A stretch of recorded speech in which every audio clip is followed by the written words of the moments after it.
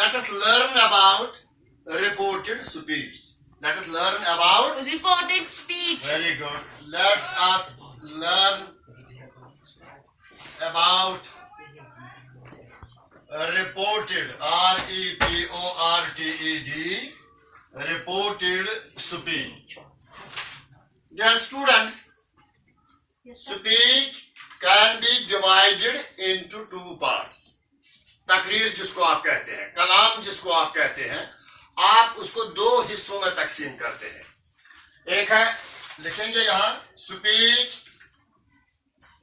Can be divided into two parts.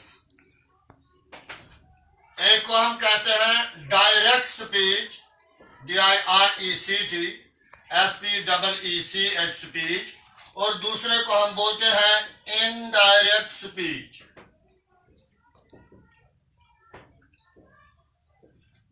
Direct speech का मतलब ये हुआ जब दो बंदे आपस में एक दूसरे से हम कलाम होते हैं. हम कलाम हो, for example, a brother and a sister, mother and father, two friends, a teacher and a student. जब ये आपस में हम कलाम होते हैं उसको आप डायरेक्ट स्पीच कहते हैं. कश्मीर में कभी आप कहते हैं नकर प्रिंसिपल सर्विस बराह रास्त का, नकर प्रिंसिपल सर्विस डायरेक्ट का, तो आवाज समझ, इसको आप डायरेक्ट स्पीच कहते हैं. क्या कहते हैं? तो मैं डायरेक्ट स्पीच को थोड़ा यहां इलैबोरेट करूंगा. द एक्चुअल वर्ड्स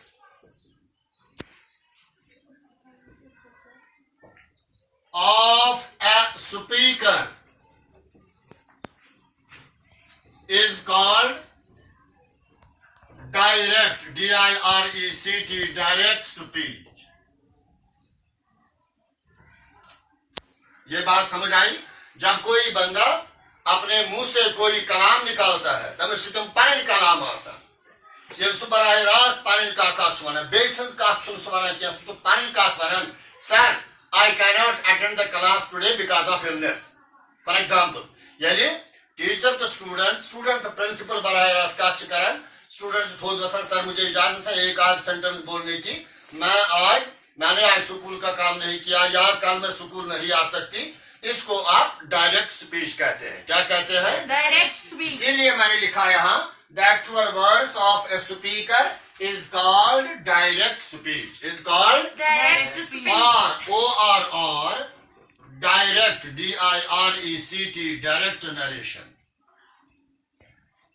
फिर दूसरा, जब ये बंदा आप में से कोई बंदा मेरे पास बराह रास्त मिल नहीं सकता, आ नहीं सकता, आप किसी दोस्त के जरिए अपनी बात मेरे तक पहुंचाना चाहते हैं, उसी को आप इनडायरेक्ट स्पीच कहते हैं. क्या कहते हैं? इनडायरेक्ट. मिसाल के तौर पर आपको आज स्कूल नहीं आना है, फॉर एग्जाम्पल, तो आप अपने दोस्त को, अपने बहन को, अपने भाई को या किसी रिश्तेदार वगैरह को कहते हैं कि सर से कहना कि आज मिसाल के तौर पर मंजूर या आयमन या कोई और स्कूल नहीं आ सकती. तो ये जो कलाम उसका है वो मेरे पास डायरेक्ट नहीं पहुंचा, वो मेरे पास इनडायरेक्ट फॉर्म में पहुंचा. वो मेरे पास इनडायरेक्ट फॉर्म में पहुंचा. Indirect forms the sum and substance. आप भी बोलो, the sum and substance of a speakers words is called indirect speech. Indirect speech, SPEECH speech, or NARRATION. Narration means Kalam. Speech भी होता, स्पीच तो तकरीर होती है, लेकिन यहाँ पर हम इसको कलाम की हैसियत से जानते हैं. इधर माने वो फॉर एग्जाम्पल बजम मिसाल आता है, या आदिल मेरे पास बैठा है घर में, या आदिल की अपने पापा से बात होती है. पापा इसे कहता है कि मैं आज लंच के लिए घर पर अवेलेबल नहीं होऊंगा. आप खाना खाना, मम्मा से कहना कि खाना खाइए, मैं आज लंच के लिए घर पर अवेलेबल नहीं हूँ. यह किसने कहा? जरा बताइए. आदिल के पापा ने कहा कि मम्मा को ये बात बोलना कि आज मैं लंच के लिए 1 बजे 2 बजे अवेलेबल नहीं हूँ, चला गया वो अपने काम पर जो काम करता है। और जब यही बात कौन कहता है? आदिल। किससे कहता है? माँ से। अपनी माँ से कि पापा ने कहा कि वो आज लंच के लिए अवेलेबल नहीं है। यदि ये मोल पत्रों दयो काट कर ये कैसा बनो? Direct speech. यदि भी जो वन आदलन वातनो पन्निस पापस काट मनीताम, Indirect speech. This is. Indirect. Do you understand me? Yes. आपको मेरी बात समझ आती है? Yes. तो चलिए अब हम डायरेक्ट स्पीच में जनरली 2 पार्ट्स होते हैं। क्या होते हैं? दो We parts. have, dear students, we have 2 parts in direct, D-I-R-E-C-T, in şu अलग, direct şu अलग. We have 2 parts in direct speech.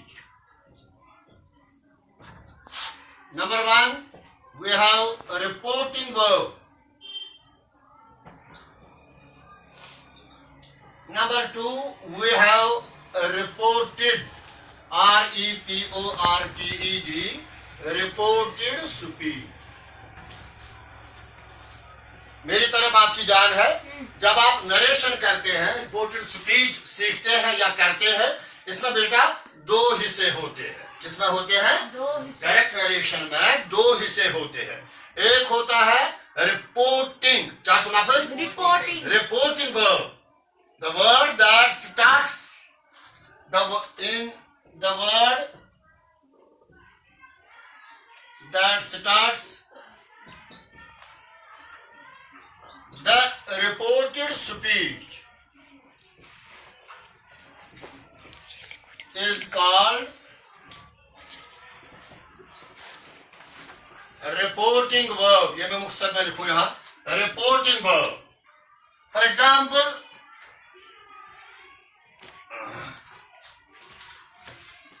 देखिए यहाँ पूरा ध्यान मेरी ओर रखें।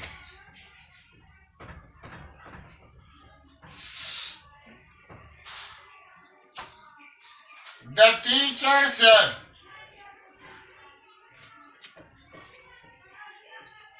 comma, inverted commas begin. Comma, inverted commas. गौर से जरा देखिए। The teacher said, अगर हम देखें ग्रामर के लिहाज से द टीचर, ये तो यहाँ पे सब्जेक्ट से काम करता है, जिसको आप फाइल कहते हैं। उर्दू में फाइल को क्या कहते हैं? काम करने वाला फाइल होता है। मेरी बात आप समझते हैं? The teacher said, comma, inverted commas begin, I, shabash, cannot, या can't attend the class today. यहाँ पर पहले full stop, then inverted commas close, then inverted commas Close. मेरी तरफ आप ध्यान रखिए, आपको फायदा मिलेगा, मुझे उम्मीद है। अगर आपकी जहन मेरी ओर मुतवज्जा है, अगर आपकी तवज्जो मेरी ओर है, तो फायदा ही फायदा। अगर कहीं बिखरे हैं, आपकी सोच अगर कहीं बिखरी है, तो वो बदकिस्मती आपके लिए भी मेरे लिए। The teacher said, comma, inverted commas begin, I cannot, C-A-N, ऊपर से मैंने कामा लगाया T, which is the short form of cannot.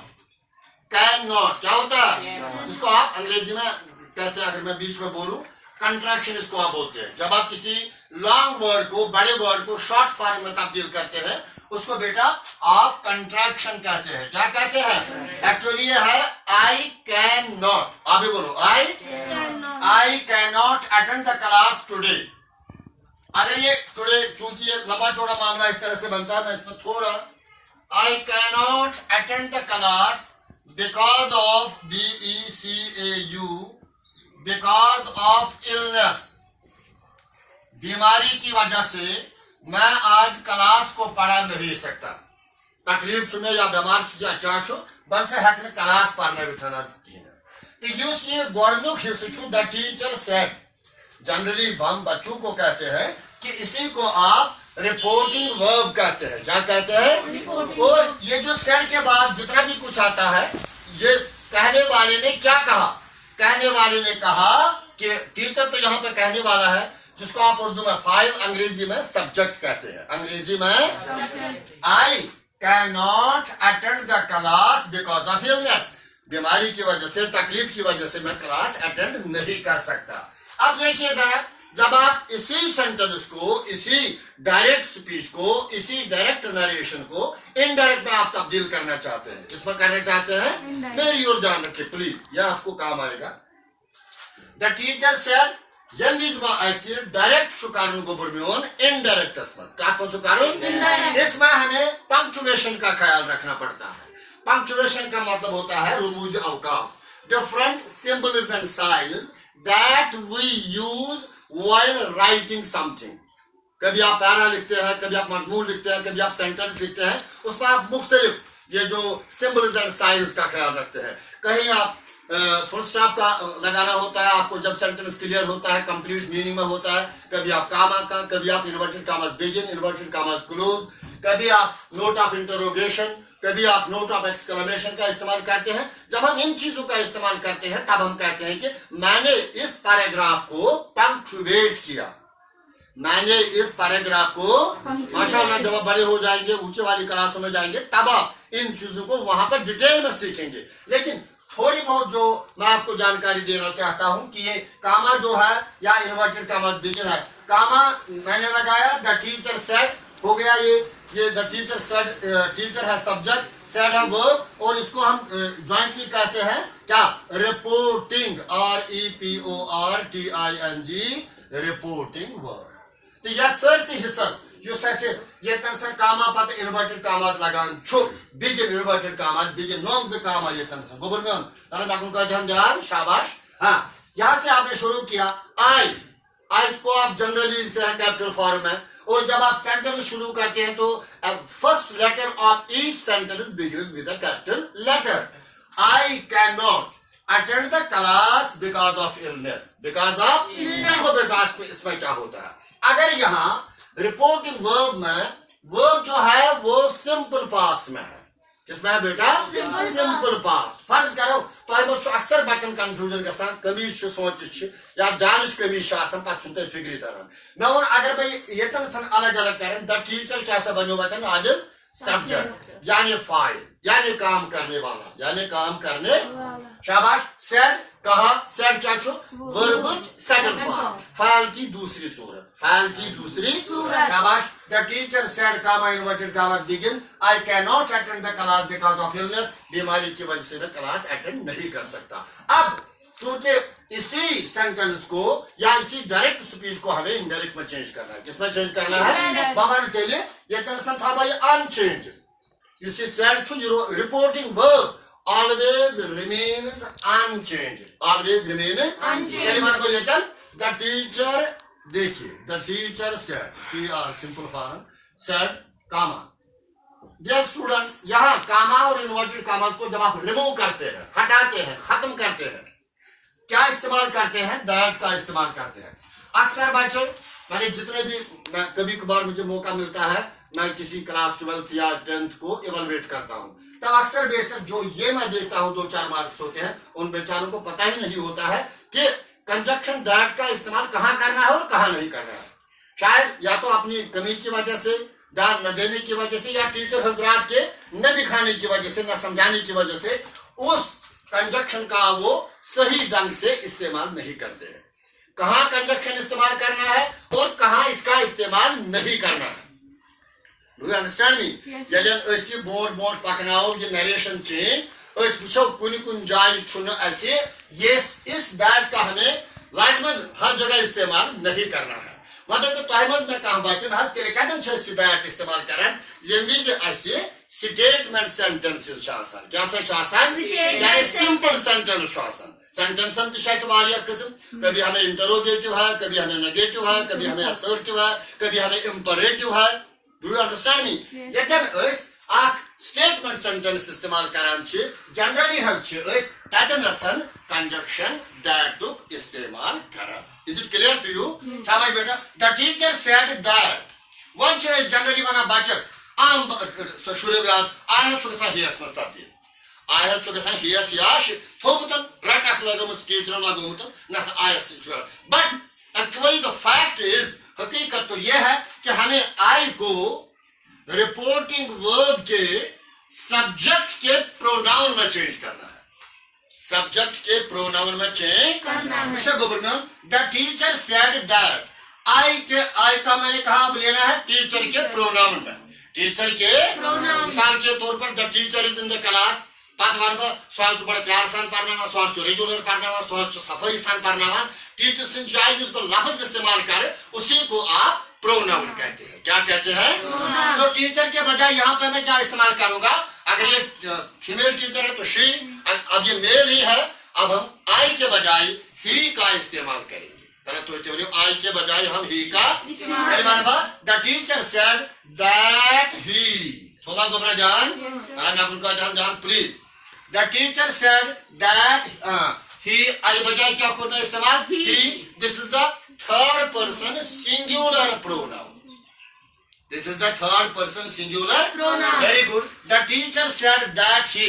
अब ये कैनॉट जो है इसको हमने पास्ट में लेना है। किस में लेना है? Past में। कैनॉट का चेंज गवर्नमेंट कुड नॉट किस में जाएगा? मेरे आप भी बताइए ना जबान खोलकर Could not. कैनॉट किस में चेंज होगा? Could not. Could not में that he could not COULD could NOT not could not. हाँ अब चूंकि ये जो वर्ब है मेन वर्ब जो अटेंड है यहाँ पर इसे मिस हेल्पिंग वर्ब कैसे गवर्नमेंट समझ जवान लेकिन शायद से जबर बाद मेरी ओर ध्यान रखो ये अटेंड जो है मेन वर्ब है और ये हेल्पिंग वर्ब है जिसको आप दूसरे अल्फाज में ऑक्सिलरी भी कहते हैं। क्या कहते हैं? Auxiliary. मेरे बारे the teacher said that he could not तो that He could he not. Could not attend ATTEND।